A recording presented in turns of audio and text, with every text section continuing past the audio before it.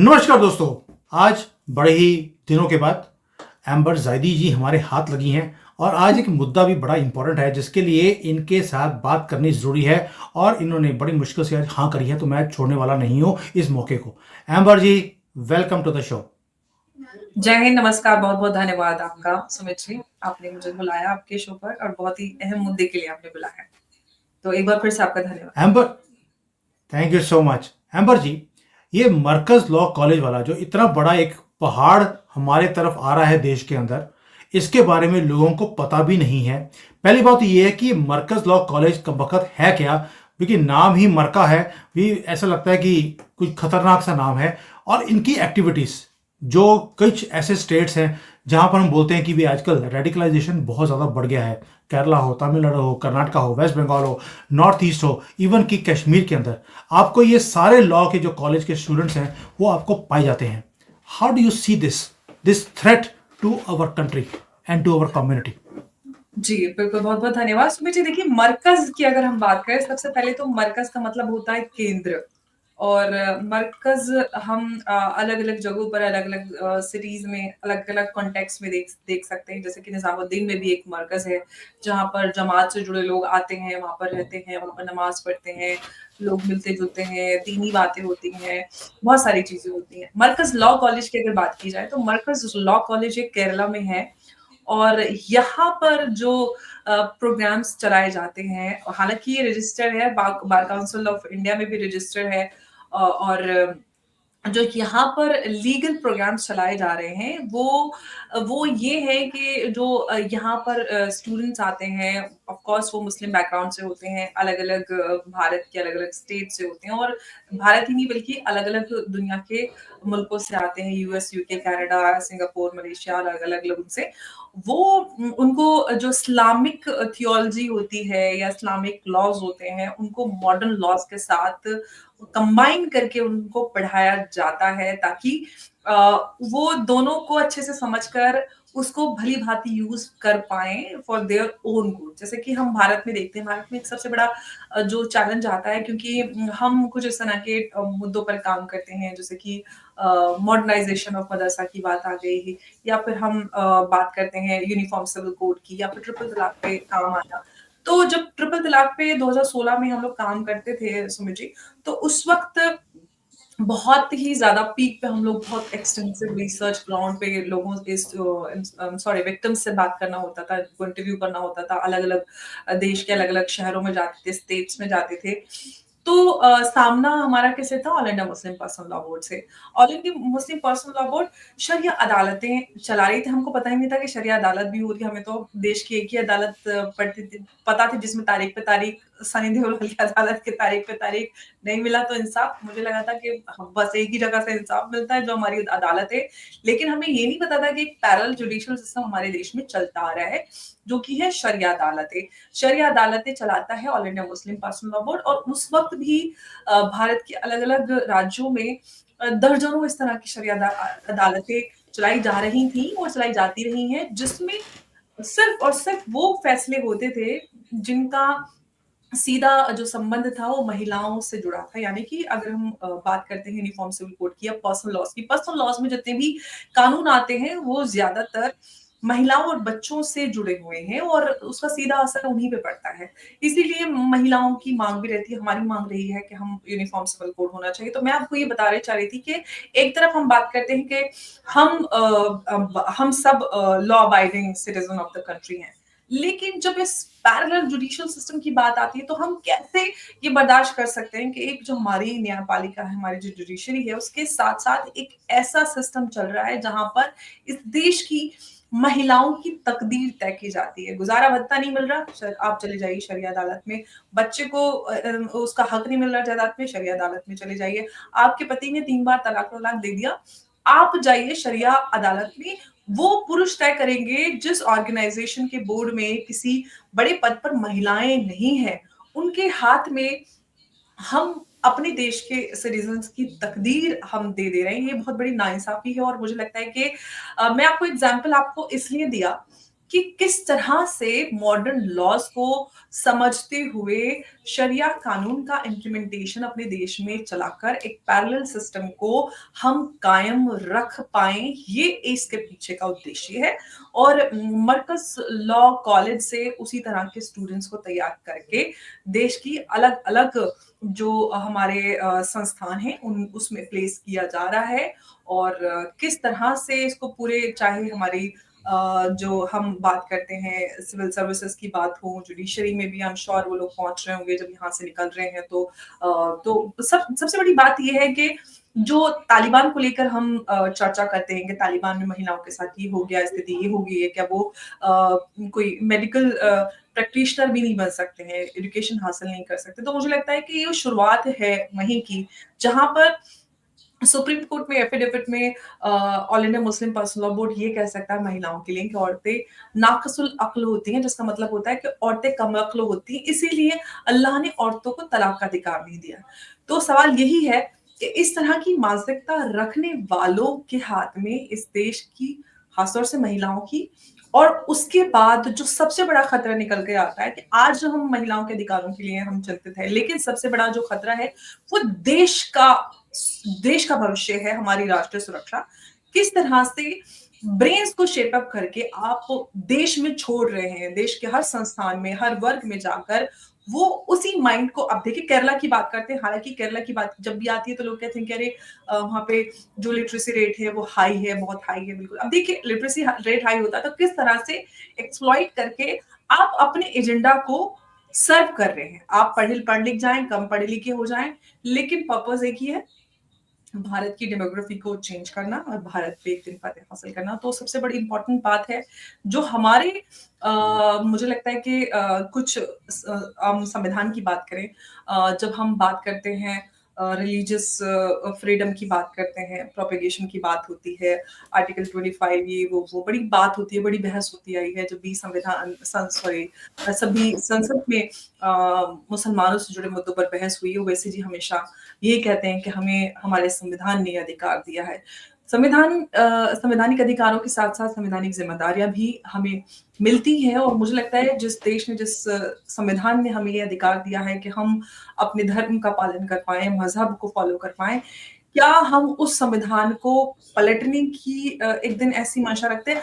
अब आपके सामने मैं आपको एक और एग्ज़ाम्पल दे देती हूँ, ताज़ा-तरीन यूके का और यूके में वो लोग माइग्रेट करके यूके ही नहीं बल्कि वेस्टर्न किसी और भी कंट्री की बात करें हम, जितने भी मुस्लिम माइग्रेट होकर जाते हैं, वो उन मुस्लिम कंट्रीज़ से जाते हैं जहाँ पर उनको कोई ना कोई दिक्कत परेशानी या फिर असाइलम या उनको शरण चाहिए होती है कि भई हम यहाँ पर बहुत परेशान हैं यहाँ के सेटअप से और अब हमें एक ऐसे देश में शरण चाहिए जहाँ पर डेमोक्रेटिक सेटअप हो, हमें हमारे अधिकार मिले, हम अपनी मर्ज़ी से जी पाएँ। अब वहाँ पे जाकर अब उनको वापस वही शरिया चाहिए। अब तो खुलकर ऐलान हो गया, वो माँग कर रहे हैं कि शरिया लॉ होना चाहिए, देशों को उस देश को शरिया से चलना चाहिए और शरिया ही एक अल्टीमेट अल्लाह का बनाया हुआ कानून है, जिससे चला जा सकता है। मैन मेड लॉ में हम बिलीव नहीं करते। तो ये भी देखिए, ये सिर्फ़ भारत में नहीं चल रहा, ये एक ग्लोबल फिनोमेना है जो जहाँ पे सिखाया जाता है कि एक दिन दुनिया भर पे हमें फ़तेह हासिल करनी है, जिसमें ग़ज़वा-ए हिंद is part of small part of it. तो चाहे वो हिंद की बात हो या फिर ब्रिटिश, ब्रिटेन, यूके, अमेरिका किसी की बात हो, अल्टीमेट उद्देश्य ये है कि एक दिन ऐसा होगा। सीधी-सी बात और साफ-सी बात ये है कि मैं मुसलमान हूँ, आप हिंदू हैं, लेकिन मेरे लिए मेरा देश सबसे पहले है। मैं मुसलमान घर पे हूँ, लेकिन मैं जब भी बाहर निकलती हूँ, मैं आपके सामने बैठी हूँ, बहुत सारे लोगों को बड़ा एतराज़ होता है। मैं जब भी ग्रीटिंग करती हूँ, सिर्फ़ एक ही ग्रीटिंग करती हूँ, नमस्कार।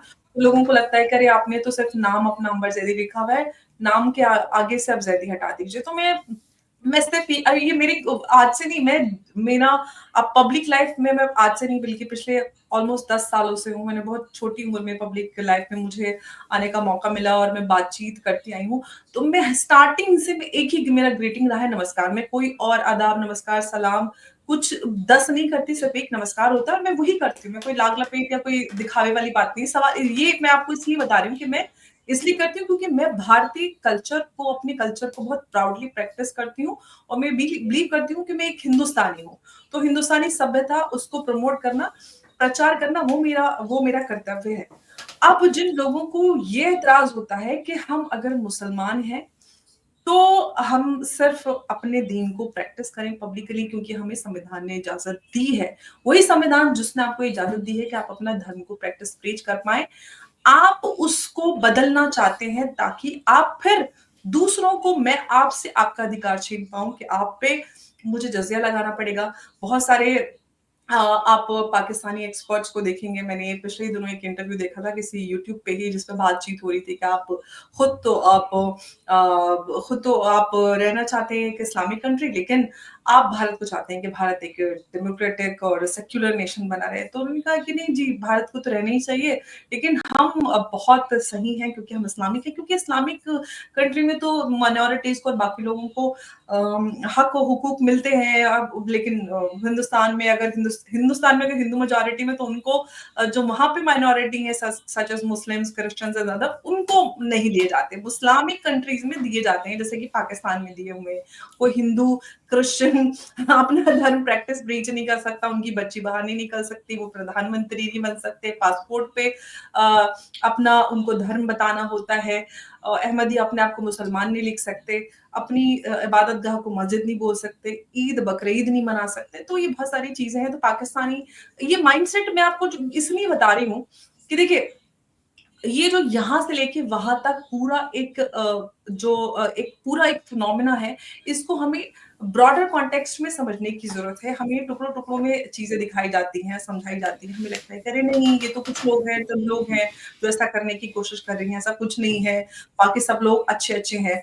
हमें सबसे ज़रूरी है कि हमें संवैधानिक स्तर पर बहुत सारे बदलावों की ज़रूरत है। जो कानून आज हमारे देश में है, वो अंग्रेज़ों का बनाया हुआ, उनका अंग्रेज़ों के लिए ब्रिटिश फेवरेबल ये कानून है।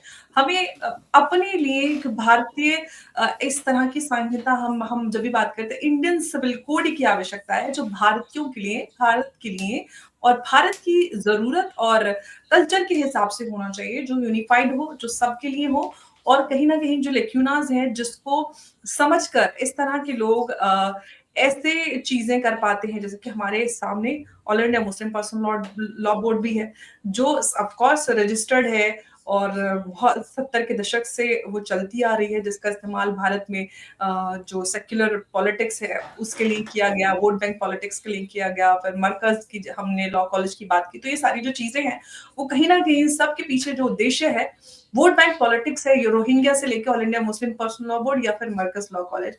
उद्देश्य है भारत की डेमोग्राफी को बदलना और वोट बैंक को सिक्योर रखना ताकि जो सेक्युलरवादी पार्टियां हैं वो हर कीमत पे अपनी सीट को पुख्ता कर पाएं क्योंकि हो ये रहा है कि चाहे आप कोई भी यात्रा, पद यात्रा, न्याय यात्रा, अन्याय यात्रा या जोड़ो तोड़ो यात्रा, कोई भी यात्रा कर ले, आपका उद्देश्य नहीं मिल पा रहा है। तो इसलिए इस तरह की चीजें करके भारत की डेमोग्राफी को चेंज किया जा रहा है और पिछले दिनों भी आप चाहे उत्तर प्रदेश हाई कोर्ट की बात करें या फिर झारखंड हाई कोर्ट की बात करें, कई सारी हाई अब देखिए मैं या आप बोलेंगे तो लोग बोलेंगे कि नहीं ये तो लोग तो आरएसएस के दलाल हैं, बीजेपी सपोर्टर हैं तो बोलेंगे। लेकिन जब हाई कोर्ट्स की बात आती है, हाई कोर्ट्स ने खुद प्रदेश सरकारों से इस कंसर्न को रेज़ किया है कि डेमोग्राफिक इम्बैलेंस भारत के लिए और जो भारतीय राज्य हैं जैसे उत्तर प्रदेश, राजस्थान, उत्तराखंड, झारखंड या फिर हम कश्मीर की बात बिहार। करें, फिर हमारे एग्ज़ैक्टली बिहार है, नॉर्थ ईस्टर्न स्टेट्स हैं।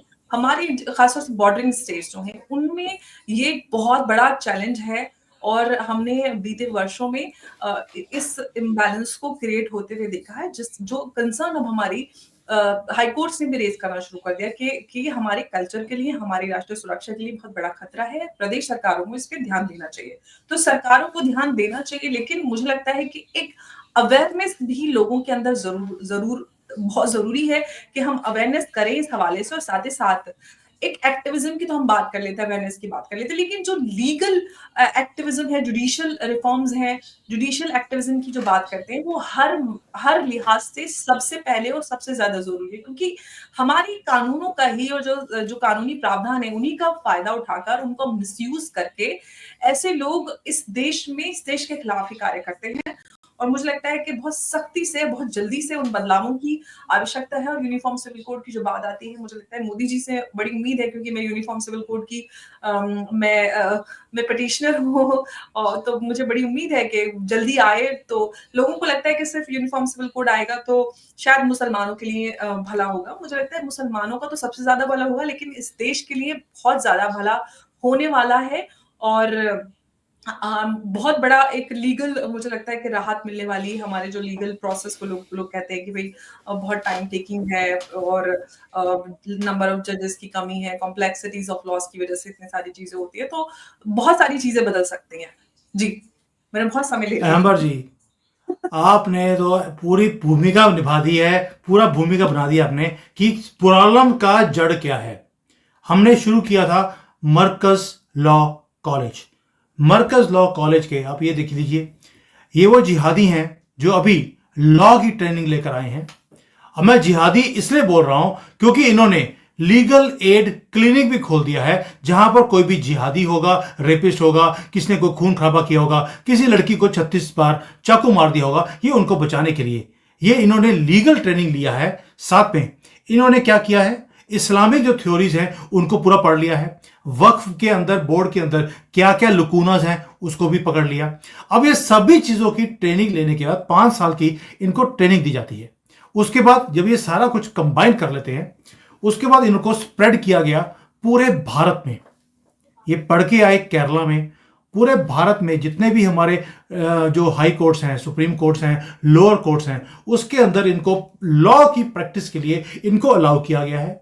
बार काउंसिल में ये इंक्लूडेड है, यानी कि इनकी जो डिग्री है मदरसों वाली, वो बार काउंसिल एक्सेप्ट करता है क्योंकि कांग्रेस ने कर दिया होगा, क्योंकि वो तो उनका वोट बैंक है, जैसे अंबर जी ने बताया अभी।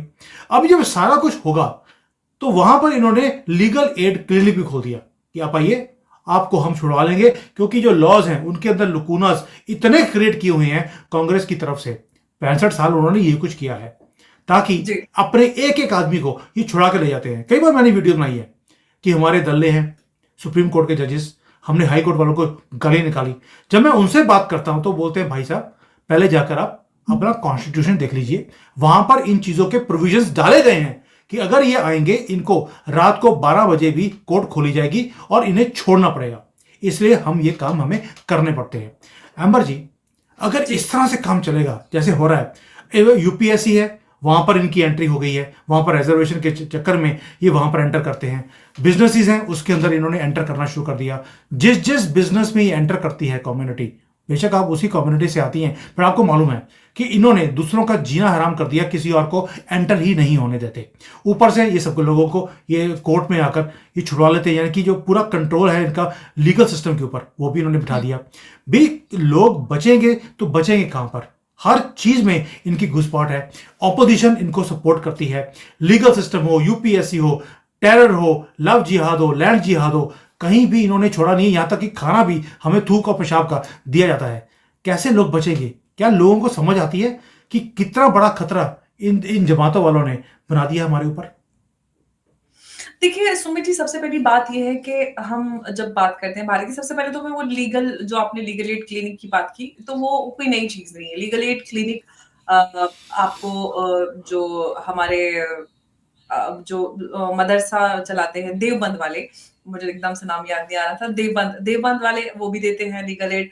समाजवादी पार्टी जैसे लोग भी देते हैं आतंकियों को, तो बहुत सारे सेक्युलरवादी पार्टियां भी हैं जो इस तरह के लीगल एड क्लिनिक पहले से चला रहे हैं। तो ये कोई नई चीज नहीं है, ये है कि एक नया एक ऑर्गेनाइजेशन बना है मरकज लॉ कॉलेज, वहां पर वही सारी चीजें चल रही हैं जो अलग अलग तरह से अलग अलग वक्त पे हमारी सेक्युलरवादी पार्टियां या जो मदरसे या इस तरह के जो ऑर्गेनाइजेशन हैं वो पहले से उसको प्रैक्टिस करते आए हैं। सबसे पहली बात ये है कि अगर हम इन बदलावों की बात करते हैं, तो बदलाव की शुरुआत मुझे लगता है कि लीगल चेंज से होनी चाहिए, रिफॉर्म से होनी चाहिए, क्योंकि हम जब बात करते हैं रिलीजियस फ्रीडम की तो प्रैक्टिस, प्रीच, प्रोपेगेट, उसके नाम पर क्या हम देश विरोधी चीजों को भी कर सकते हैं? मुझे लगता है उसको रीडिफाइन करने की जरूरत है। क्या हम रिलीजियस प्रैक्टिस के नाम पर हम पूरी डेमोग्राफी को हम बदलने की कोशिश कर सकते हैं? क्या हम ग़ज़वा हिंद की बात कर सकते हैं? क्या हम महिलाओं के लिए महिलाओं के लिए न्याय इंसाफ़ अपने हाथ में ले सकते हैं? जो कि मुझे लगता है कि पैरेलल जुडिशियल सिस्टम भारत की जो संप्रभुता है उसके खिलाफ है। तो एक बात ये है, तो मुझे लगता है बहुत सारी चीज़ें जो है within the legal framework redefine करने की ज़रूरत है और ये सारी चीज़ें तभी शुरू हुई सुमित जब से संविधान की प्रस्तावना में सेक्युलर और इस तरह के शब्द जोड़े गए और फिर भारत में 70 के दशक में शुरुआत हुई सेक्युलर पॉलिटिक्स की और सेक्युलर पॉलिटिक्स के नाम पे भारत का भरता बनाने की जो कोशिश जारी है, वो अभी तक चल रही है और मैं ये बात कहना चाहूँगी कि बहुत सारी ताकतें भारत के ऊपर भारत आज से नहीं, भारत लाखों वर्षों से है और हर तरह के इन्वेजन, आक्रमण हर तरह की ताकतों ने किया है, लेकिन भारत आज भी है सलामत और इंशाअल्लाह हमेशा सदियों तक रहेगा क्योंकि भारत एक ऐसी भूमि है और भारतीय जो संस्कृति है, वो एक ऐसी संस्कृति है जिसमें हर किसी को समाने की शक्ति है और हर किसी को भारत ने समाकर, अपना बनाकर उसको शरण दी है। तो जब हम अच्छाई करते हैं, अच्छाई के ऊपर बुराई थोड़े समय के लिए हावी ज़रूर हो सकती है, लेकिन अंततः विजय अच्छाई की होती है। तो मैं ये बात इसलिए कहना चाह रही हूँ, लेकिन ज़रूरी ये है कि ये तो बात बातों वाली होगी, लेकिन जो आवश्यक है, वो ये है कि देखिए हमारे यहाँ जो अब हमने पिछले 10-12 सालों में एक बदलाव अब भारतीय लोगों में देखा है, वो ये कि लोग बड़े जागरूक हैं, खास तौर से जो मेजॉरिटी कम्युनिटी बड़ी जागरूक है और एक जो इन्फॉर्मेशन का दौर चल रहा है और डिजिटल जो जब से डिजिटाइज़ वर्ल्ड हुआ है, लोगों के पास एक्सेस टू इन्फॉर्मेशन है, हर तरह की जानकारी सोशल मीडिया पे अवेलेबल है, गूगल कर सकते हैं, हर चीज़ को आप हर चीज़ के बारे में जान सकते हैं। तो अब सारी चीज़ें बदल गई हैं, वो उतना आसान नहीं रहा है कि आपने संविधान की प्रस्तावना में सेक्युलर जोड़ दिया, फिर आपने सब कुछ कर लिया। आज जो कुछ भी भारत में हो रहा है, उसके बारे में जानकारी लोग भारत की हर एक जनता को सबके पास फ़ोन है, सबके पास स्मार्टफ़ोन है, एक्सेस टू इंटरनेट है, एक्सेस टू इन्फॉर्मेशन है, लोग सब जानते हैं और हमारे और आपके जैसे लोग भी लगातार लोगों को अवेयर करने का काम कर रहे हैं, लेकिन उससे आगे बढ़कर सरकारों को कुछ स्ट्रिंजेंट एक्शंस लेने की आवश्यकता है। ख़ास तौर से क्योंकि देखिए हम आप बहुत सारी बातें कर सकते हैं, वो हमारा कर्तव्य हम करते रहेंगे, लेकिन ज़रूरी ये है कि सरकारों को कुछ चीज़ों को within the legal framework define करने की ज़रूरत है और इस तरह की जो ऑर्गनाइज़ेशंस है देखिए वही है कि जो अ, क्या लेते हैं ना कि वो 7 जन जो नाग होता है वो क्या बोलते हैं उसको? जन वो सात जनों तक छोड़ता नहीं है आपको। इच्छाधारी नाग, ये इच्छाधारी नाग है। आप कभी आप पीएफआई को बैन कर दीजिए तो वो दूसरा बन के आ जाएगा वो। देखिए जंग जो है वो आइडियोलॉजी से है। आइडियोलॉजिकल वॉरफेयर को जीतना बहुत मुश्किल बात होती है। आप अब देखिए जब गाज़ा की बात करते हैं, गाज़ा इज़राइल कॉन्फ्लिक्ट की बात होती है तो कहते हैं कि जी जीत जाएँगे, जीत जाएँ। आप ज़रूर गाज़ा को और नेस्तनाबूद करके लोगों को खत्म कर सकते हैं। लेकिन जो आइडियोलॉजिकल वॉरफेयर है, जो आइडियोलॉजी है, वो नहीं मर सकती। आज उनके माँ-बाप वो मर सकते हैं लेकिन जो जनरेशन है, हमेशा कायम रहेगी, वो सोच हमेशा कायम रहेगी। तो बहुत ज़रूरी है कि आप बदलाव करें उन चीज़ों में जहाँ से आज हम शुरुआत करेंगे बदलाव की, तो एक जनरेशन के बाद जाके हम नए माइंडसेट को, नई ब्रेन्स को डेवलप कर पाएँगे। जैसे कि मॉडर्नाइज़ेशन ऑफ एजुकेशन की बात आती है, चाहे करिकुलम की चेंज की बात हो या फिर मदरसों में क्या कुछ पढ़ाया सिखाया जा रहा है, ये सरकारों ने कभी ध्यान नहीं दिया। सरकार को आवश्यक है कि वो उन मदरसों को में जो पढ़ाया जा रहा है, उस करिकुलम को पूरी तरह से मॉनिटर करे, बच्चों को सिखाए, कोई भी ऐसी चीज़ ना सिखाए जो सेपरेटिज़्म को या फिर देश विरोधी भावना को प्रोत्साहित करती है। साथ ही साथ वो सारी चीज़ें जो लीगल प्रावधान है, संवैधानिक प्रावधान है, जिसमें कहीं भी डिवीज़न या उनको एक्सप्लॉइट करके भारत के विरोध में उनका इस्तेमाल किया जा रहा है, तो उनको रिडिफाइन करके उनको लिमिट करने की आवश्यकता है क्योंकि संसद में सबसे ज़्यादा हम फ्रीडम ऑफ रिलीजन और फ्रीडम ऑफ एक्सप्रेशन का ही हम सबसे ज़्यादा एक्सप्लॉइटेशन देखते हैं आउटसाइड संसद भी और विदिन संसद भी। तो मुझे लगता है कि कुछ कड़े कदम उठाने की आवश्यकता है ताकि हम आगे जाकर ये सारी चीज़ें जो हो रही हैं, उनको समय पे रुकते हुए देख सकें और देश हमारा सुरक्षित रहे, ये सबसे ज़्यादा ज़रूरी है। हम आज हैं, कल नहीं रहेंगे, लेकिन ये देश रहेगा इंशाअल्लाह। एम्बर जी, बहुत ब्यूटीफुली समझा दिया आपने कि प्रॉब्लम क्या है और सॉल्यूशन भी बता दिया, जड़ भी बता दी और उसको जड़ को पानी देने वाले कौन लोग हैं उनका भी बता दिया, संसद के बाहर भी और अंदर भी।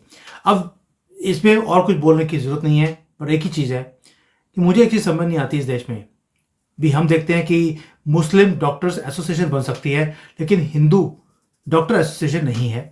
अभी जो ये मरकज लॉ स्कूल है उसमें तो इन सुमित जी, लोगों को बात में यहाँ पे जोड़ना चाहती हूँ। देखिए, मुझे लगता है कि हिंदू और मुस्लिम डॉक्टर्स एसोसिएशन के अलावा जिस दिन इंडियंस डॉक्टर्स एसोसिएशन बनेगी, उस दिन समस्या का हल निकल जाएगा, खत्म हो जाएगा। और दूसरी बात, जिस दिन भारत का मुसलमान अपने आप को पहले ये कहना शुरू कर देगा, हम पहले भारतीय हैं और बाद में मुस्लिम, सारी समस्याओं का अंत हो जाएगा और एग्जैक्टली कोई समस्या नहीं होगी। एग्जैक्टली और अभी ये मरकज लॉ स्कूल है, वो आपने देख लिया कि इनका एजेंडा क्या है। पूरे सिस्टम को टेक ओवर करने की इनकी मुहिम शुरू है। और हम अभी भी अपीसमेंट पॉलिटिक्स, लेफ्ट जो लिब्राडो हैं उनकी आइडियोलॉजीज, कांग्रेस और इन्हीं के चक्रों में हमने ये सारे गंद को पनपने दिया है। एम्बर जी ने बिल्कुल सही कहा, uniform civil code is the solution, कि अगर आपको इस मैडनेस को खत्म करना है ताकि सबको अधिकार सेम मिलेंगे। फिर कभी ये नहीं होगा ये इस्लामिक स्कूल है, ये हिंदू स्कूल है, ये क्रिश्चियन स्कूल है और उस पर लॉ भी अपना अपना होगा। ये सारी चीज़ें वहीं पर यानी कि जड़ से ही खत्म हो जाएंगी। सॉल्यूशन एक ही है, यूनिफॉर्म सिविल कोड। देखते हैं अब क्या होता है। और उसके बाद मरकज लॉ स्कूल जो है, जो कॉलेज है, इसका क्या होगा। इनके पढ़े लिखे जो बाहर आ रहे हैं लॉ के स्टूडेंट्स, ये आके जो पूरे भारत में फैल रहे हैं और सिस्टम को टेक ओवर कर रहे हैं, जिसका अभी लोगों को अंदाजा भी नहीं है। और अब तो ये सुना है कि कई टेररिस्ट हैं, उनकी बहन भी जज बन गई हैं। अब सोच लीजिए जजमेंट्स आगे जाकर कौन सी आने वाली हैं। पिछली कौन से चार चांद चाट दिए, जो पिछली वाली आ रही हैं, आगे जाके क्या होगा वो आप ऑलरेडी समझ सकते हैं। इसलिए अगर अभी भी नहीं जागे हैं और एम्बर जी की बातें सुनने के बाद भी अगर हिले नहीं है और अपनी गवर्नमेंट को हम पुश नहीं करेंगे कि भैया हमें यूसीसी चाहिए, जल्दी से लेकर आओ भैया, ये बहुत हो गया, 10 साल वेट कर लिया, और कितना वेट कराओगे मोदी जी, हमें मालूम है आप ठंडी करके खाते हो, बासी ना हो जाए। तो thank you Amber ji, the way you have explained. I hope Modi ji will listen and he will implement what you have asked him to do. Thank you. Jai Hind. जय हिंद, जय भारत। धन्यवाद।